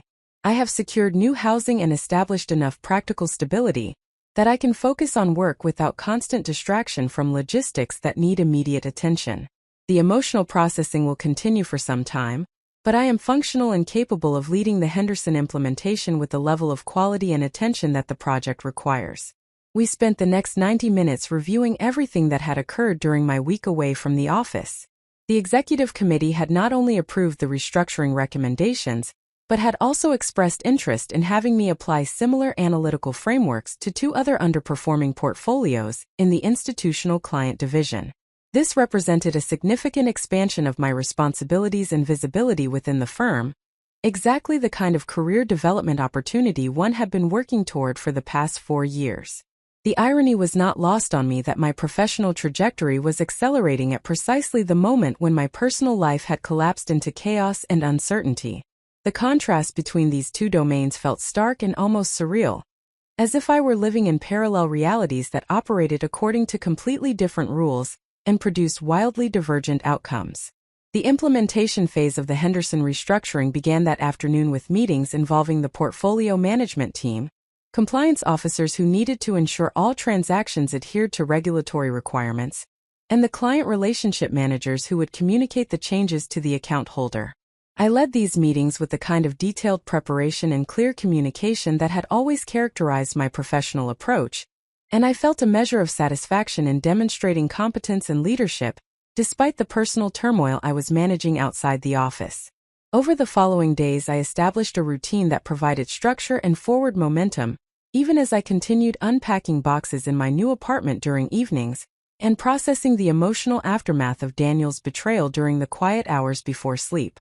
I woke at 5:30 each morning, ran 4 miles through my new Fremont neighborhood to maintain the physical fitness routine that helped regulate my mood and energy, showered and dressed in the professional attire that signaled competence and seriousness, and arrived at the office by 7 to ensure I had quiet preparation time before the day's demands accelerated. The work itself became a form of meditation, a space where I could exercise analytical skills and produce outcomes that were objectively measurable and free from the ambiguity that characterized interpersonal relationships. Financial markets operated according to principles that could be studied and understood. Portfolio performance could be evaluated through quantitative metrics that revealed success or failure, without subjective interpretation. The clarity and predictability of this domain provided welcome contrast to the emotional complexity I was navigating in my personal recovery. Rachel and Jennifer remained consistent sources of support during this period, inviting me to dinner several evenings each week and creating opportunities for social connection that prevented me from isolating completely in my new apartment. They understood intuitively when I needed distraction through conversation about topics unrelated to my situation, and when I needed space to process difficult emotions without pressure to present a facade of being fine when I was still working through layers of grief and anger. 3 weeks after moving into my new apartment, I received an unexpected email from Alexis Porter asking, if I would be willing to meet for coffee to discuss something she had been thinking about since our initial phone conversation. I felt hesitant about this meeting because I was not certain what purpose it would serve beyond reopening wounds that were slowly beginning to heal through the passage of time and the establishment of new routines.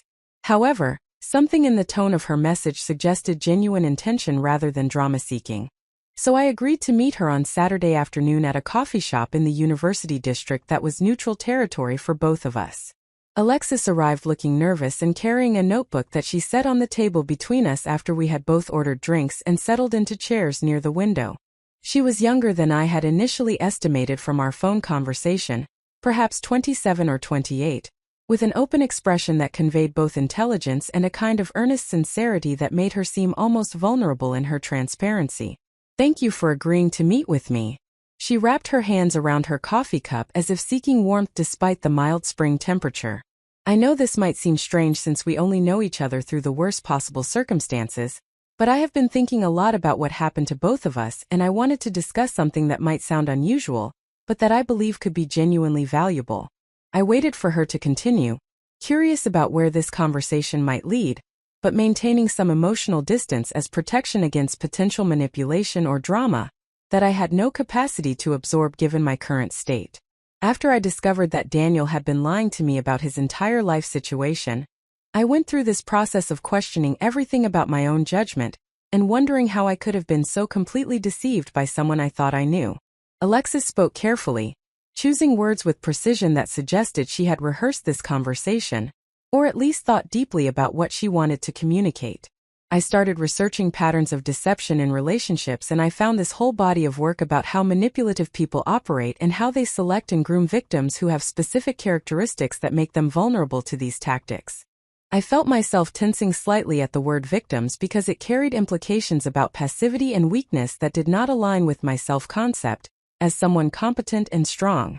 Alexis must have noticed my reaction because she quickly clarified her meaning. "I do not mean victims in the sense of being weak or foolish.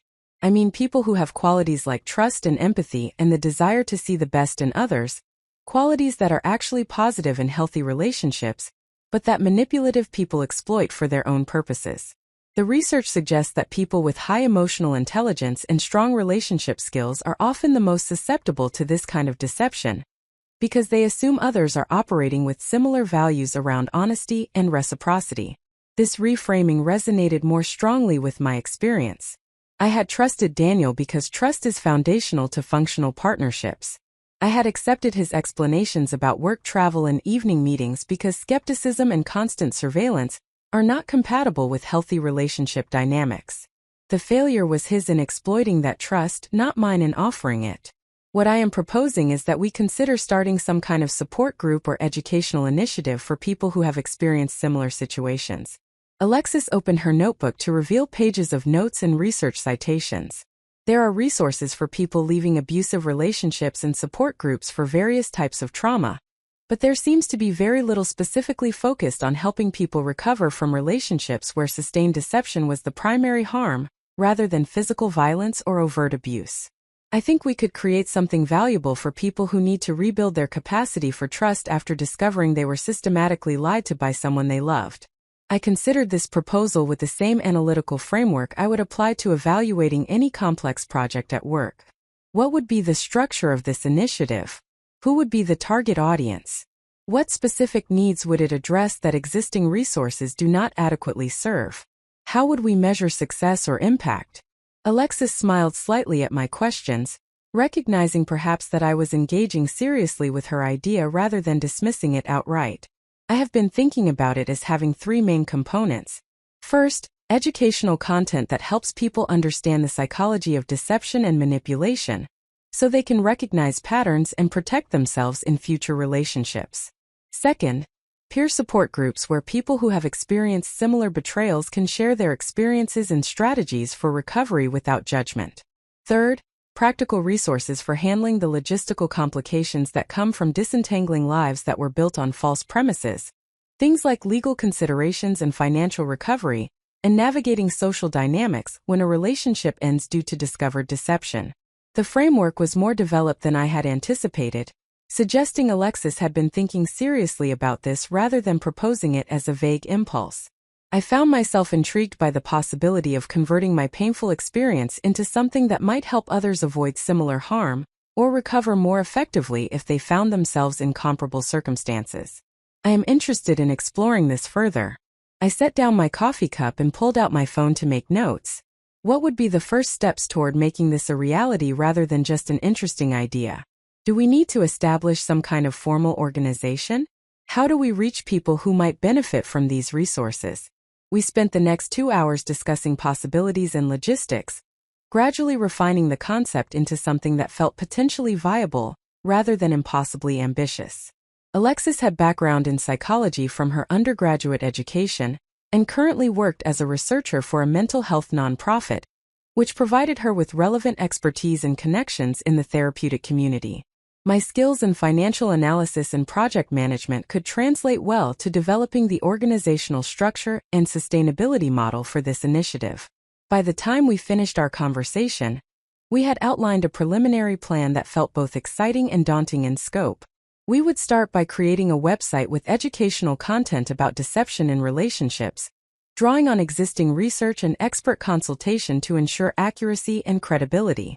We would develop a framework for facilitating peer support groups, potentially partnering with established mental health organizations that could provide training and oversight. We would compile practical resources addressing common logistical challenges people face when ending relationships built on discovered lies, including template documents and referrals to vetted professionals in legal and financial fields. I left that meeting feeling energized in a way I had not experienced since before discovering Daniel's affair. The prospect of building something meaningful from the wreckage of my failed relationship provided a sense of purpose that extended beyond simply recovering and moving on with my life. This could be transformative work that helped other people navigate similar crises with better resources and support than I had access to during my initial devastation. Over the following weeks, I divided my time between my demanding responsibilities at Creston Global Investments and the evening and weekend hours I devoted to developing this new initiative with Alexis. We decided to call it the Clarity Project, a name that reflected both the goal of helping people see their situations accurately and the value of transparent, honest communication in healthy relationships. We secured a domain name and began building a website with sections addressing different aspects of recovery from relationship deception.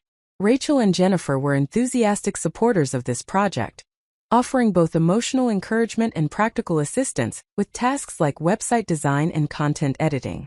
My parents expressed initial concern that I was taking on too much too soon after a major life disruption, but they came to understand that the work was therapeutic rather than burdensome because it provided meaning and forward momentum during a period when I might otherwise have spiraled into depression or bitterness. The Henderson portfolio restructuring implementation proceeded successfully through May and into early June, producing measurable improvements in performance that validated the analytical recommendations I had presented to the executive committee. Catherine Brennan nominated me for the senior analyst promotion during the mid-year review cycle, and I received notification in late June that I had been selected for advancement effective immediately with a corresponding salary increase and expanded responsibilities across multiple high-value client portfolios. The professional success felt gratifying but also somehow distant from my core sense of identity, as if it were happening to a version of myself that existed in parallel to the person who was still processing betrayal and rebuilding capacity for trust. I accepted the promotion with appropriate gratitude and professionalism while internally recognizing that the achievement meant less than it would have if I were celebrating with a partner who genuinely cared about my success rather than facing it alone in an apartment that still contained unpacked boxes in the spare bedroom I used as a home office. The Clarity Project website launched in early July with initial content addressing the psychology of deception, signs that manipulation may be occurring in relationships, and frameworks for rebuilding trust after betrayal.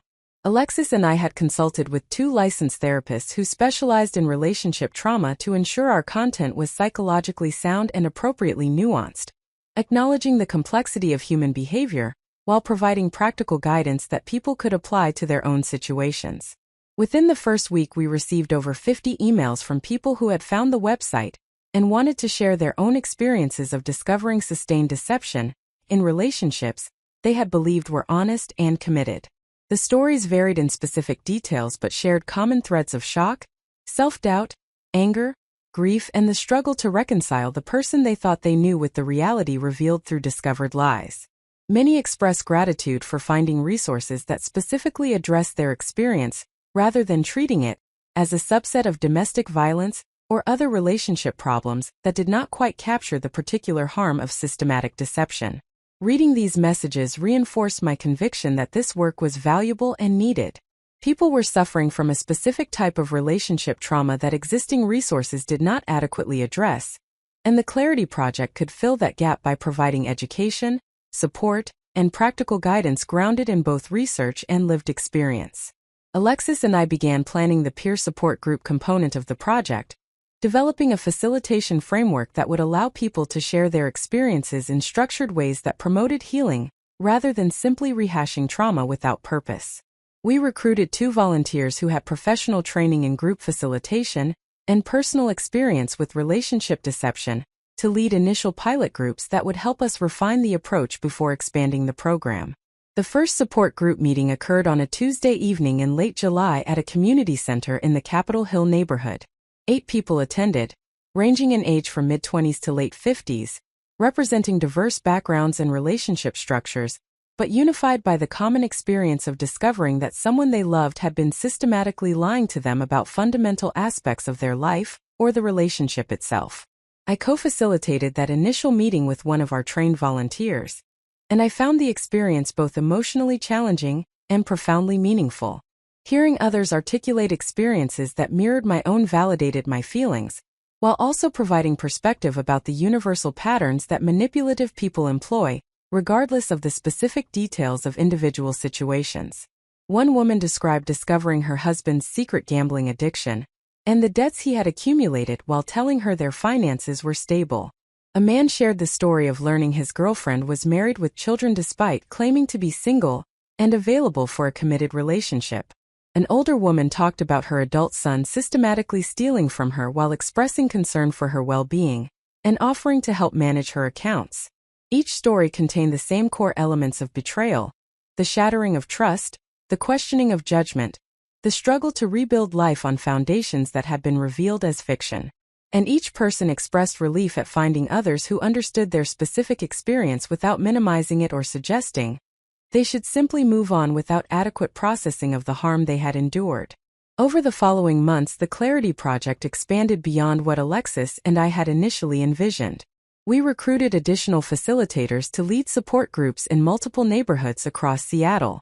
We developed partnerships with therapists who specialized in trauma recovery and could provide individual counseling to people whose needs exceeded what peer support could address. We created a resource library with template documents for handling legal and financial complications that commonly arose when ending relationships built on discovered deception, and we compiled a referral network of vetted professionals who understood the specific dynamics of these situations. The work became an increasingly significant part of my life, outside my professional responsibilities at Creston Global Investments. I found myself energized by the opportunity to help others navigate territory I had struggled through largely alone, to provide resources and support that I wished had been available when I first discovered Daniel's affair, and felt completely overwhelmed by both the emotional devastation and the practical complications that followed.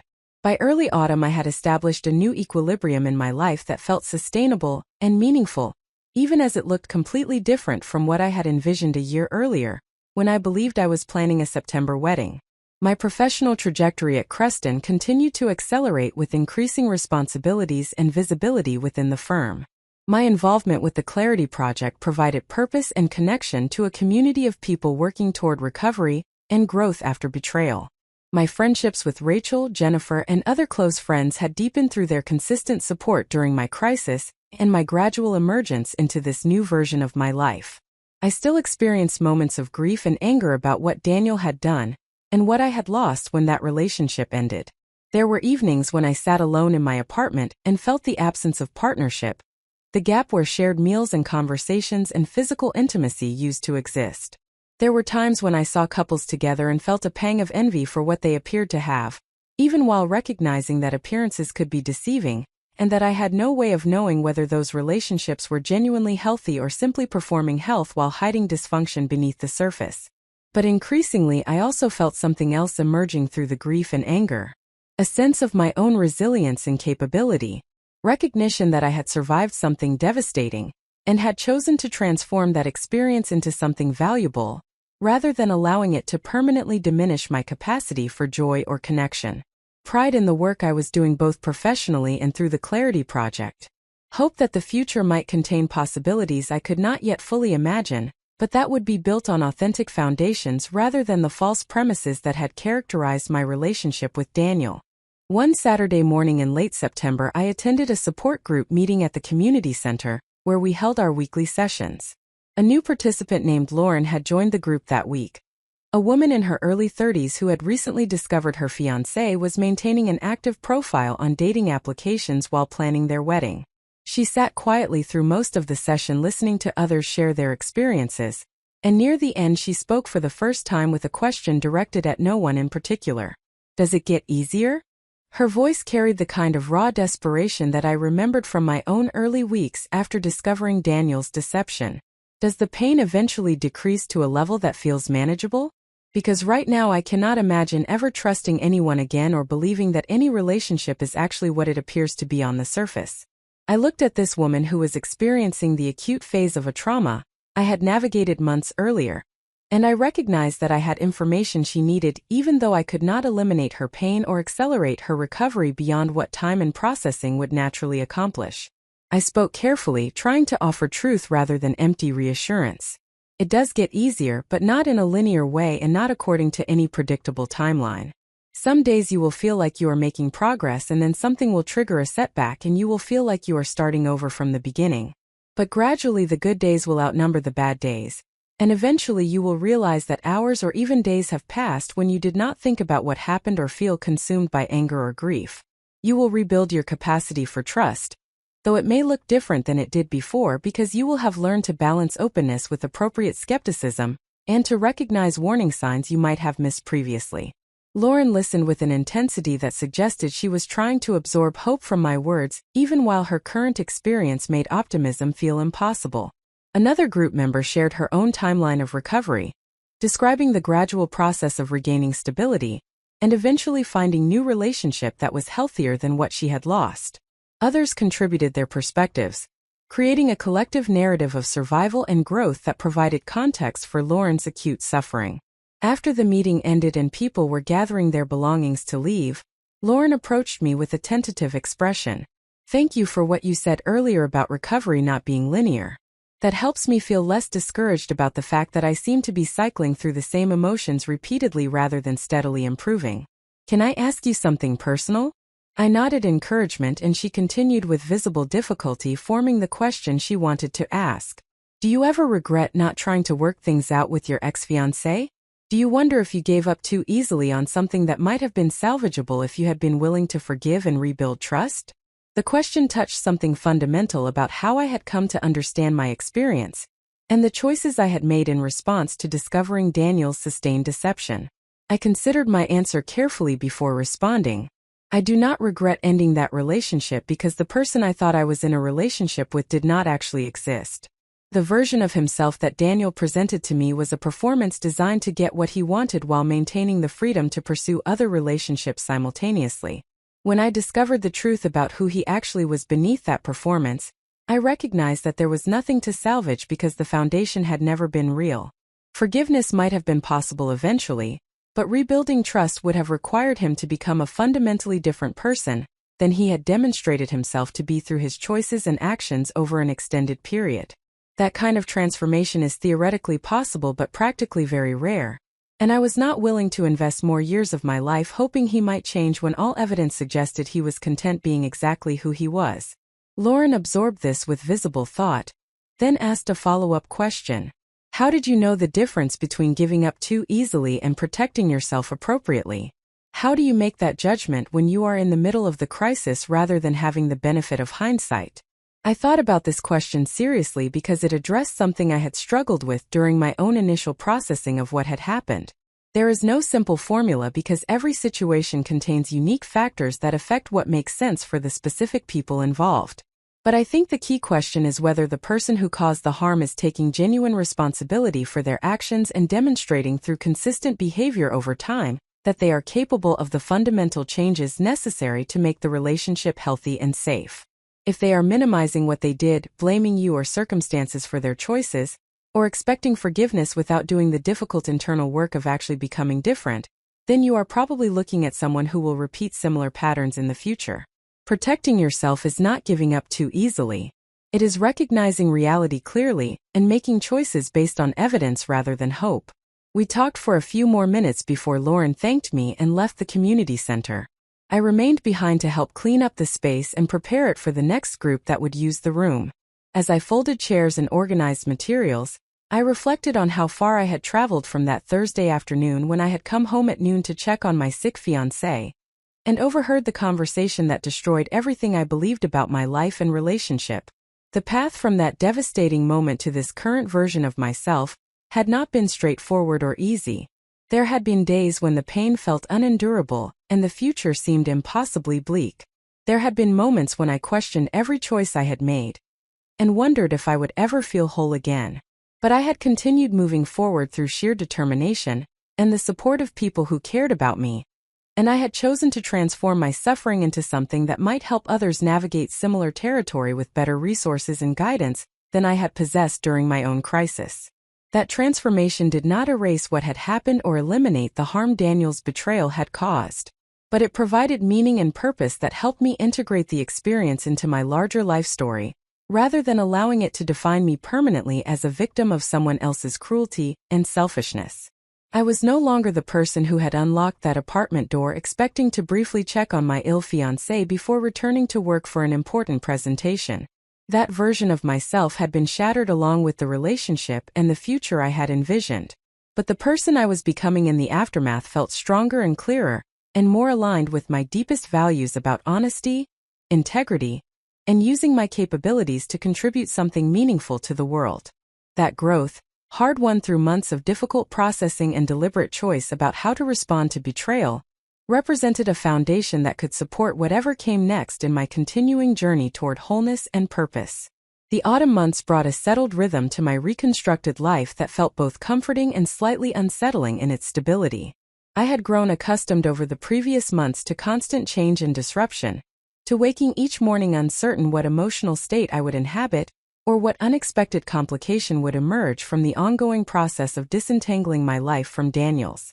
The establishment of predictable routines and the absence of daily crises created space for different kinds of reflection about who I was becoming, and what I wanted from the future that stretched ahead of me. My work at Creston Global Investments continued to expand in scope and complexity. The success of the Henderson portfolio restructuring had led to my assignment on 3 additional high-value accounts that required sophisticated analysis and strategic recommendations. Catherine Brennan had become not just a supervisor but a genuine mentor who invested time in developing my capabilities beyond technical financial analysis, teaching me about the political dynamics of working with senior leadership and the communication skills necessary to influence decision-making at executive levels. The senior analyst promotion had come with increased compensation that allowed me to build savings more aggressively and consider investment opportunities that would support long-term financial security independent of any future partnership. The Clarity Project had grown beyond what Alexis and I had initially imagined when we first discussed the possibility of creating resources for people recovering from relationship deception. We now facilitated 8 weekly support groups across the Seattle metropolitan area, had developed partnerships with 12 licensed therapists who specialized in trauma recovery, and had created an extensive online resource library that received thousands of visitors each month from across the United States and internationally. The testimonials we received from people who had found value in our work reinforced my commitment to continuing this effort despite the significant time investment it required outside my professional obligations. My personal life remained deliberately uncomplicated. I had not pursued any romantic relationships since ending my engagement with Daniel, choosing instead to focus on rebuilding my sense of self and establishing independence that was not defined by partnership or the presence of someone else in my daily existence. Rachel and Jennifer occasionally expressed gentle concern that I might be avoiding romantic connection entirely rather than simply taking necessary time for recovery, but I maintained that I was genuinely content with my current circumstances and would consider dating again when and if I felt ready rather than forcing myself into situations that felt premature or inauthentic. The apartment in Fremont had become truly mine over the months since I had moved in following the dissolution of my engagement. I had furnished it gradually with pieces that reflected my taste, rather than compromise with someone else's preferences.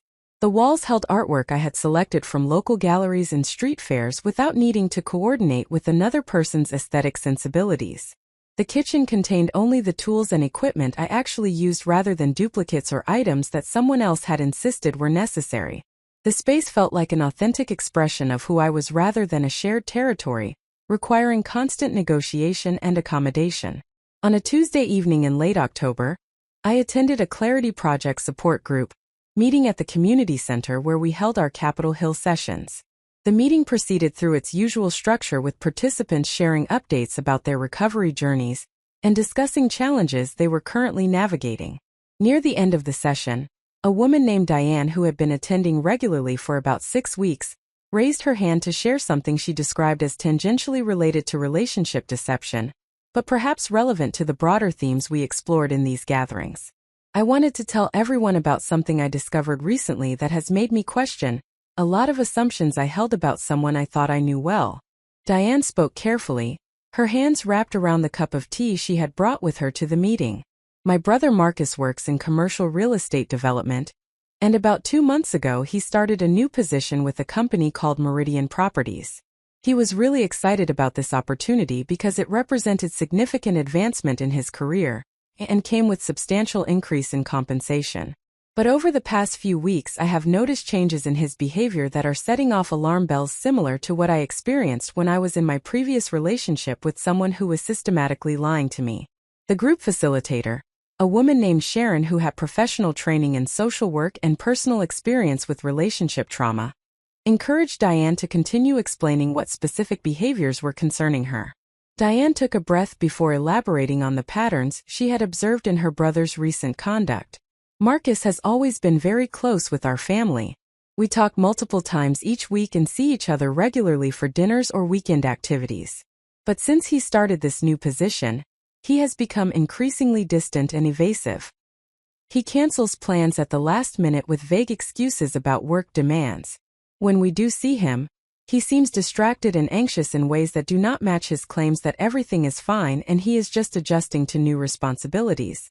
His appearance has changed noticeably as well. He has lost weight and looks like he is not sleeping adequately.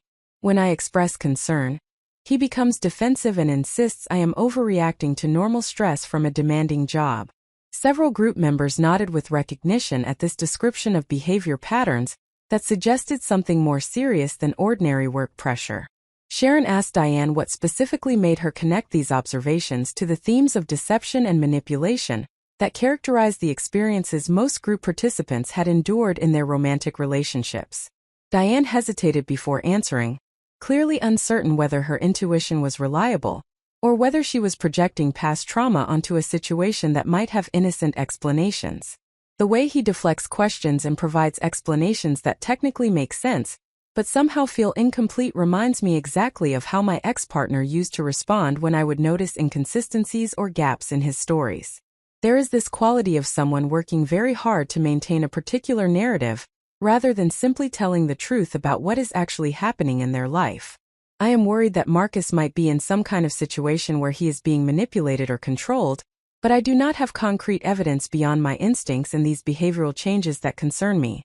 I listened to Diane's description with growing unease that had nothing to do with my own experiences and everything to do with professional knowledge I possessed about certain sectors of the commercial real estate industry in Seattle. Meridian Properties was a name I recognized from my work at Creston Global Investments, though not in any positive context. The company had been flagged in internal communications approximately 8 months earlier as potentially involved in questionable financial practices that our firm wanted to avoid any association with when considering real estate investment opportunities for client portfolios. I waited until the formal meeting concluded before approaching Diane to ask if she would be willing to discuss her brother's situation in more detail. She agreed somewhat hesitantly, and we moved to a quieter corner of the community center, where we could talk without disturbing the cleanup process happening in the main meeting space. I need to be careful about what I share because some of this information is proprietary to my employer, but I want you to know that Meridian Properties has raised concerns within the financial analysis community. I kept my voice low and chose my words carefully to avoid violating any confidentiality obligations, while still providing Diane with information that might be relevant to understanding her brother's situation. Without going into specific details, there are questions about whether the company engages in practices that might be financially predatory, or that might involve pressure on employees to participate in activities that exist in ethical gray areas, or potentially cross legal boundaries. Up next, you've got 2 more standout stories right on your screen. If this one hit the mark, you won't want to pass these up. Just click and check them out. And don't forget to subscribe and turn on the notification bell, so you don't miss any upload from us.